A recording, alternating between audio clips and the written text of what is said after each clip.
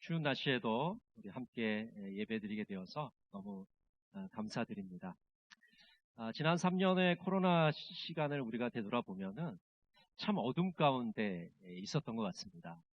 많은 절망감들이 우리에게 있었고 또 우울감이 우리들에게 밀려왔습니다. 어떤 환자가 의사에게 이렇게 증상을 호소했습니다. 코로나에 걸려서 고생을 좀 했어요. 완치가 되고 열도 없었지만 기침은 좀 남아 있었어요. 그런데 때때로 밤이면 숨쉬기가 힘들고 죽을 것 같은 느낌이 들었어요. 밖에 나와서 돌아다니면 조금 괜찮아지지만 한밤중에는 그렇게 하지 못해 고통이 심해요. 코로나에 걸려서 나은 줄 알았는데 후유증이 남아 있는 것이죠. 공황장애도 있고 또 우울증도 있고 정말 원인을 알 수 없는 그런 이런 압박감이 밀려온다고 호소를 하고 있습니다. 건강보험 심사평가원에 의하면 지난해 우울증 환자 수가 전년 대비 10% 증가했다고 합니다. 최근 5년 동안 우울증인 20대 환자는 127% 증가했습니다. 그럼 사실 100%도 놀라운 건데 127%가 증가했다고 합니다. 또 지난해 기준 여성이 남성보다 2배 이상 우울증이 심하게 나타났습니다. 젊은이들의 우울증, 또 여성들의 우울증이 굉장히 심각한 수준이라는 것을 우리가 알 수가 있습니다. 작년에 한국청소년정책연구원에서 설문조사를 했습니다. 10대들에게도 하고 20대 초반의 청년들에게 했는데 그 청소년들과 20대 초반의 청년들을 4명에서 5명 중에 1명은 절망감을 느낀다 이렇게 대답을 했습니다. 물론 설문조사를 한 사람들만 그렇게 대답을 했지만 많은 사람들이 절망감을 느끼고 있음을 우리가 알 수 있습니다. 이처럼 코로나가 장기화되면서 많은 사람들이 우울증과 절망감을 호소하고 있습니다. 마치 오늘 본문에 나오는 이방의 갈릴리와 같다는 생각이 들었습니다. 오늘 본문은 이방의 갈릴리에 대해서 말하고 있습니다. 우리 이사야 9장 1절을 같이 한번 읽어볼까요? 전에 고통받던 자들에게는 흑암이 없으리로다. 옛적에는 여호와께서 스불론 땅과 납달리 땅이 멸시를 당하게 하셨더니 후에는 해변길과 요단 저쪽 이방의 갈릴리를 영화롭게 하셨느니라. 여러분, 이 갈릴리라는 지명 앞에다가 이방이라는 말이 들으니까 좀 이상하지 않습니까? 근데 갈릴리는 이방의 문화를 가진 곳이다 라고 이야기하고 있는 것이죠. 어둠의 그림자가 드리운 곳이다. 죽음의 그림자가 드리운 곳이다 라고 말하고 있습니다. 멸시를 당하는 땅이라고 말하고 있는 것이죠. 이사야 9장 2절은 이렇게 말씀합니다. 흑암에 행하던 백성이 큰 빛을 보고 사망의 그늘진 땅에 거주하던 자에게 빛이 비치도다. 갈릴리 주민들이 흑암 속에 헤매었다고 말하고 있습니다. 전에 고통을 받았다고 말하고 있는 것입니다. 영적인 도덕적인 암흑 속에서 살아가고 있다고 말하고 있습니다. 하나님을 거부하는 자들이었다고 말하고 있는 것입니다. 지금 이사야 예언자는 기원전 8세기의 예언을 하고 있습니다. 과연 그때는 어떤 일이 있었을까요? 왜 이사야 예언자는 갈릴리 사람들이 어둠에 행하고 있고 그들이 흑암 속에 있다고 말하고 있는 것일까요? 왕하 15장 29절에 보면 이렇게 말합니다. 이스라엘 왕 베가 때에 아수르 왕 디글랏 빌레셀이 와서 이온과 아벨벳 마아가와 야노아와 게데스와 하솔과 길르앗과 갈릴리와 납달리 온 땅을 점령하고 그 백성을 사로잡아 아수르로 옮겼더라. 기원전 733년에 아수르 왕 디글랏 빌레셀이 와서 이 북쪽 지역을 점령합니다. 그리고 이 북쪽 지파의 사람들을 끌고 갑니다. 아수르로 사로잡아가요. 이게 북이스라엘이 멸망하기 전 10년 전에 일어난 일입니다. 우리가 알기로는 기원전 723년에 이스라엘이 망했다고 알고 있는데 벌써 10년 전에 아수르 왕이 와서 이 갈리 쪽에 있는 북쪽 지역에 있는 사람들을 다 끌고 간 거예요. 이런 어려운 상황 가운데 지금 이사야 예언자가 그 그 당시 상황을 갈릴리 사람들이 어둠 속에 행하고 있다고 말하고 있는 것입니다. 여러분, 그러면 그로부터 700년이 지난 예수님이 오신 시절의 갈릴리는 어떠했을까요? 마태복음 4장 15절 16절 말씀 우리 같이 한번 읽겠습니다. 스불론 땅과 납달리 땅과 요단강 저편 해변길과 이방의 갈릴리여, 흑암에 앉은 백성이 큰 빛을 보았고 사망의 땅과 그늘에 앉은 자들에게 빛이 비쳤도다 하였느니라. 마태복음을 지은 마태는 이사야 예언자의 예언을 다시 인용하면서 700년이 지난 지금, 예수님이 오신 지금도 별반 상황이 달라진 게 없다고 이야기하고 있는 것입니다. 여전히 이방 민족의 압제를 받고 있다는 겁니다. 전에는 아수르의 지배를 받았다면 이제는 로마의 지배를 받은 것밖에 바뀐 게 없다는 것이죠. 이 갈릴리 지역은 길이가 한 80km, 폭이 한 40km 되는 지역을 우리가 이르는 말입니다. 굉장히 이제 넓은 지역이죠. 이 갈릴리 호수 서편 지역의 대부분이 이 갈릴리 지방에 속하는 지역입니다. 근데 이곳은 아주 기름진 땅이 있었고 또 많은 사람들이 살고 있었습니다. 이 갈릴리 사람들은요, 아주 반골 기질이 뛰어난 사람이었습니다. 아주 거칠고 용맹스러운 사람이었습니다. 개혁을 좋아하는 그런 사람들. 그래서 이런 사람들은 계속해서 로마에 저항을 하는 그런 사람들이었죠. 그런데 이 갈릴리 지역은 과거 500년 동안 이방 민족의 통치를 받았습니다. 아수르의 지배를 받았고 바벨론의 지배를 받았고 또 헬라의 지배를 받았고 이제는 로마의 지배를 받고 있는 것입니다. 여러분, 이 사람들의 생활을 한번 생각해 보십시오. 우리가 일제 35년 지배를 받았는데도 뭐 말을 뺏기고 또 한글을 뺏기고 또 집안에 있는 모든 물건을 뺏기고 얼마나 많은 수탈을 받았습니까? 그런데 500년 동안 이 민족의 침략을 받으면 어떤 일이 벌어집니까? 문화도 뺏기고 종교도 뺏기고 말도 뺏기고 아마 거의 남아있는 게 거의 없을 거예요. 이방의 문화가 갈릴리로 들어와서 이방 사람들이 들어와서 살게 되고 그들과 함께 공존하게 되는 것입니다. 그래서 이 남쪽 유대 사람들은 이 북쪽의 갈릴리 사람들을 굉장히 멸시했습니다. 무시했습니다. 저 사람들은 이방인들과 함께 사는 사람들, 저 사람들은 이방 문화에 젖어 있는 사람들이라고 의심을 했던 겁니다. 그래서 여러분, 우리가 복음서를 살펴보면 유대 사람들이 갈릴리 사람들을 굉장히 우습게 생각합니다. 이런 배경을 가지고 있습니다. 그렇게 되면 이 갈릴리 사람들은 오랫동안 이방 사람들의 지배를 받고 이방 문화의 영향을 받고 그들의 삶이 참으로 피폐한 삶을 오랫동안 살게 되었습니다. 지금은 로마의 압제 아래 신음을 받고 있습니다. 또 남쪽 유대 사람들은 이 갈릴리 사람들을 손가락질하고 그런 어려운 상황에 있기 때문에 지금 마태는 지금 이사야 예언자를 다시 인용하면서 어둠 가운데 행하던 백성, 흑암 가운데 지금 백성들이 놓여 있다고 말하고 있는 것입니다. 이방의 갈릴리는 어둠과 절망뿐이었습니다. 이러한 때 하나님께서는 한 아기를 보내십니다. 우리 이사야 9장 6절 말씀 같이 한번 읽겠습니다. 이는 한 아기가 우리에게 낳고 한 아들을 우리에게 주신 바 되었는데 그의 어깨에는 정사를 메었고 그의 이름은 기묘자라 모사라 전능하신 하나님이라 영존하시는 아버지라 평강의 왕이라 할 것임이라. 하나님께서 이스라엘에 한 아기를 보내십니다. 한 아들을 주십니다. 이 아들은 어떤 아들입니까? 시편 2편 7편에 보면 이렇게 말씀합니다. 내가 여호와의 명령을 전하노라. 여호와께서 내게 이르시되 너는 내 아들이라. 오늘 내가 너를 낳았도다.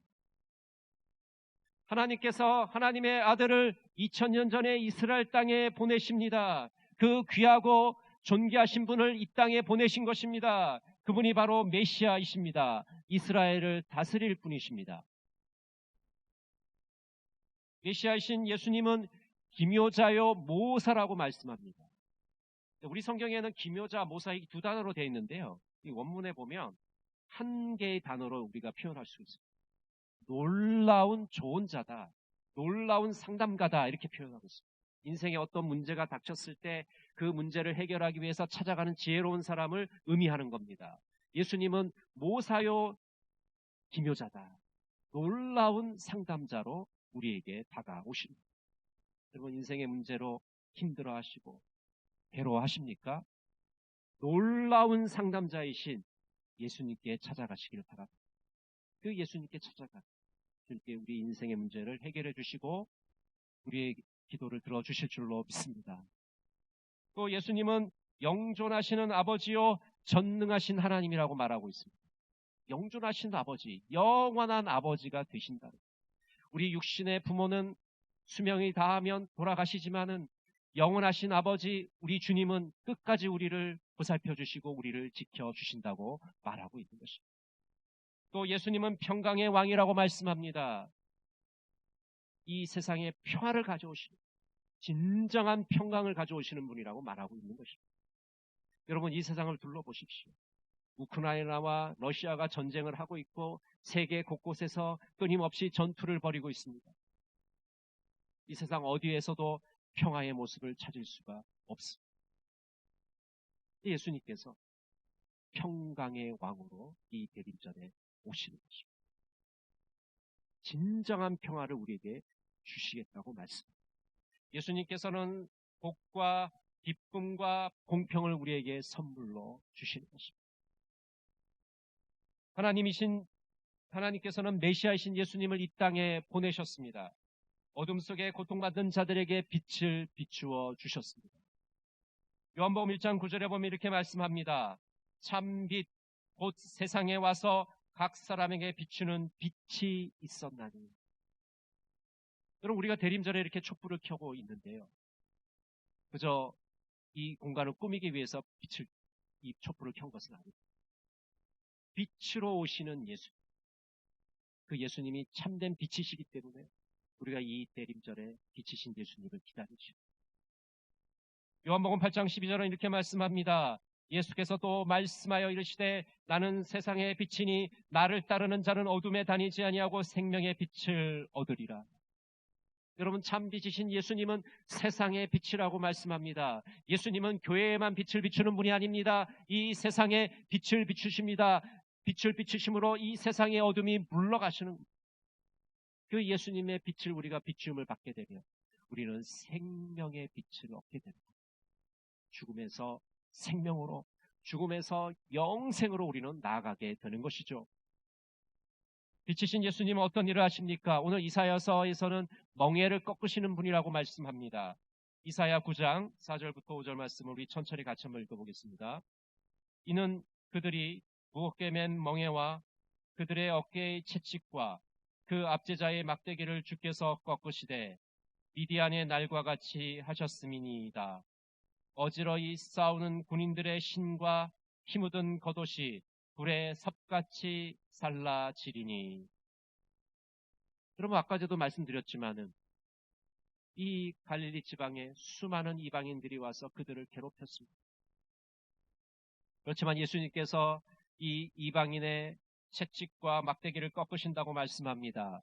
그들의 군화와 그들의 군복을 태우시겠다고 말씀하고 있는 겁니다. 그들을 군복과 군화를 태우시겠다, 땔감으로 쓰시겠다라고 말씀하고 있는 것이죠. 또 빛이신 예수님은 이스라엘 백성들에게 기쁨을 주신다고 예언합니다. 이사야 9장 3절은 이렇게 말씀합니다. 주께서 이 나라를 창성하게 하시며 그 즐거움을 더하게 하셨으므로 추수하는 즐거움과 탈취물을 나눌 때의 즐거움같이 그들이 주 앞에서 즐거워하오니. 빛이신 예수님은 어둠 속에 행하는 그 갈릴리 사람들을 찾아오셔서 빛을 비추어 주시고 그들의 어둠을 몰아내 주십니다. 그리고 그들을 즐겁게 해주신다. 그들의 마음을 참으로 행복하게 해주신다고 말씀하고 있는 것이죠. 여러분, 이 이사야 예언자, 예수님이 태어나기 700년 전에 예언을 했습니다. 이 예언은 과연 어떻게 되었을까요? 실제로 그 예언은 하나도 남김없이 다 이루어진 것을 우리가 압니다. 마태복음 9장 35절을 같이 한번 읽어볼까요? 예수께서 모든 도시와 마을에 두루 다니사 그들의 회당에서 가르치시며 천국 복음을 전파하시며 모든 병과 모든 약한 것을 고치시니라. 여러분, 이사야가 예언하고 700년이 지난 후 지금부터 2000년 전에 예수님께서 이 땅에 오셔서 어떤 일을 하셨습니까? 회당에서 가르치십니다. 천국 복음을 전파하십니다. 모든 약한 것과 질병들을 고쳐주셨습니다. 여러분, 정말 놀랍지 않습니까? 700년 전에 이사야 예언자가 흑암에 행하는 백성들이 빛을 볼 것이다, 그들이 메시아를 만날 것이다, 그렇게 예언했는데 그 예언이 700년이 지난 후 이스라엘 땅에서 이루어진 것이죠. 예수님께서 흑암에 행하던 백성들에게 빛을 비추어 주셔서 그들의 어둠이 물러가게 됩니다. 절망 속에 있던 이스라엘 백성들이 참으로 소망을 찾게 됩니다. 이방의 갈릴리에 예수님이 빛을 비추어 주셔서 그들이 참된 소망 가운데 살아갈 수 있게 된 것입니다. 여러분, 2000년 전에 예수님은 이방의 갈릴리에 찾아오셨습니다. 오늘날 이방의 갈릴리는 어디일까요? 바로 우리들이 선 자리가 이방의 갈릴리가 아니겠습니까? 오랜 코로나로 인해서 많은 사람들이 어둠 속에서 고통을 받고 있습니다. 절망하며 우울증으로 고생하고 있습니다. 최근에는 안타까운 젊은 목숨들이 이태원에서 죽음을 당했습니다. 예수님께서 이방의 갈릴리를 비추어 주셨듯이 오늘 우리들을 비추어 주시기를 간절히 소망합니다. 알렉산드리아의 클레멘트는 이렇게 말합니다. 주님은 우리 인생의 모든 일몰을 일출로 바꾸어 놓으셨다. 여러분, 일몰이 뭡니까? 해가 지는 거죠. 악한 마귀는 우리에게 와서 계속해서 너는 해가 졌다라고 말하고 있습니다. 너의 인생은 끝났다, 끝장이 났다, 이제 별 볼 일 없는 인생이다, 우리에게 속삭입니다. 그러나 주님은 그 일몰을 일출로 바꾸시는 분입니다. 해가 힘차게 떠오르게 하십니다. 이제 너는 시작이다, 너는 할 수 있다, 너는 지금까지 잘해왔다, 우리에게 속삭이십니다. 우리 옆에 있는 분들에게 이렇게 한번 해보십시오. 이제 당신은 시작입니다. 네, 웃으면서 얘기하시죠. 무서운 얼굴 하시면 안 되고요. 이제 너는 당신은 시작입니다. 이 집사님은, 우리 권사님은, 장로님은 이제 시작이십니다. 한 번 더 해볼까요? 지금까지 잘해오셨습니다.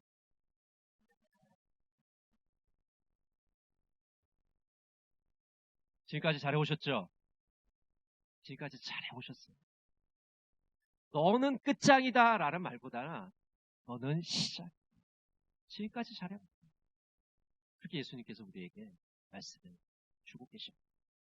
주님은 이 대림절에 오셔서 우리에게 용기를 주시고 우리에게 다시 소망을 주십니다. 김기성 목사님은 세상의 희망이신 주님이란 기도문에서 이렇게 기도하고 있습니다. 하나님, 세상을 바라보며 낙심할 때가 얼마나 많았는지요. 그러나 주님은 절망적인 이 세상을 바라보며 낙심하지 않으셨습니다. 주님은 스스로가 희망이 되어 이 세상에 오셨습니다. 그 길을 앞서가신 주님이 우리에게 내가 바로 세상의 희망이라 말씀하십니다. 이 말씀 붙들고 세상에 나아가 주님의 빛과 소금으로 살겠습니다. 부족한 우리를 불쌍히 여기시고 우리의 발걸음이 힘차게 진행되도록 항상 붙들어 주소서. 아멘. 여러분, 이 시간 빛이신 주님께서 우리에게 찾아오셔서 우리의 어둠이 물러가기를 간절히 원합니다. 우리의 절망과 낙심이 소망과 희망으로 바뀌기를 원합니다. 우리의 우울증과 우리의 우울감이 기쁨과 즐거움으로 변화되기를 간절히 소망합니다. 이 대림절에 빛으로 오시는 예수 그리스도를 만나셔서 참된 소망과 기쁨의 삶이 되시기를 간절히 바랍니다. 기도하겠습니다. 사랑의 하나님, 이방의 갈릴리처럼 온통 어둠뿐입니다. 절망과 우울감이 우리를 둘러싸고 있습니다. 빛으로 오시는 예수님을 만나게 하옵소서. 예수님을 만나 어둠이 물러가고 소망과 기쁨이 충만하게 하여 주시옵소서. 예수님의 이름으로 기도드립니다.